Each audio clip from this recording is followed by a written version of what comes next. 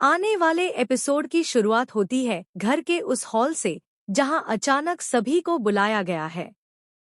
माहौल अजीब तरह से भारी है, जैसे कुछ बहुत बड़ा होने वाला हो। वसुधा एक कोने में खड़ी है, उसका दिल तेजी से धड़क रहा है। उसे समझ नहीं आ रहा कि अचानक यह सब क्यों हो रहा है। वहीं दूसरी तरफ नंदिनी पूरे आत्मविश्वास के साथ खड़ी है।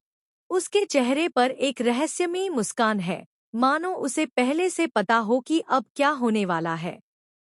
देव धीरे धीरे आगे बढ़ता है।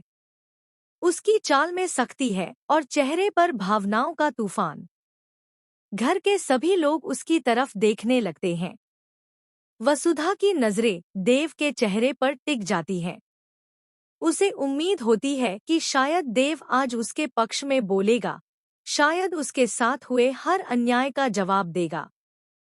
लेकिन अगले ही पल उसकी उम्मीदें टूटने वाली होती हैं। नंदिनी आगे आती है और बेहद मासूम अंदाज में सबके सामने कहती है कि अब और छुपाने का कोई मतलब नहीं है।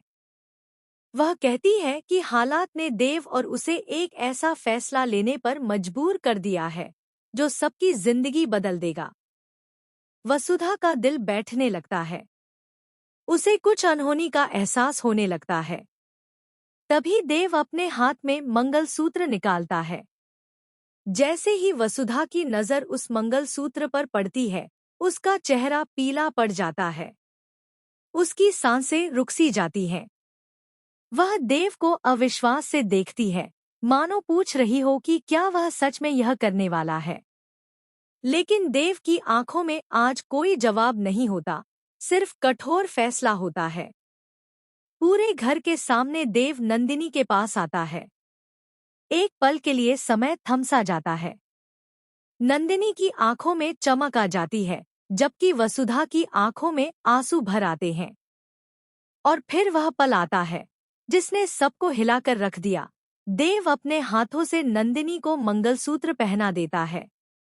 मंगलसूत्र पहनते ही नंदिनी के चेहरे पर जीत की मुस्कान फैल जाती है। वह जानती है कि उसने वही हासिल कर लिया है जिसकी वह लंबे समय से चाहत रखती थी। वहीं वसुधा जैसे पत्थर की मूर्ति बन जाती है। उसके पैरों तले जमीन खिसक जाती है। वह वहीं खड़ी खड़ी टूट जाती है, लेकिन खुद को गिरने नहीं देती। घर में मौजूद हर इंसान सन्न रह जाता है। किसी को समझ नहीं आता कि यह सब इतनी जल्दी कैसे हो गया। कुछ लोग नजरें झुका लेते हैं, तो कुछ देव के फैसले पर सवाल उठाना चाहते हैं, लेकिन कोई कुछ बोल नहीं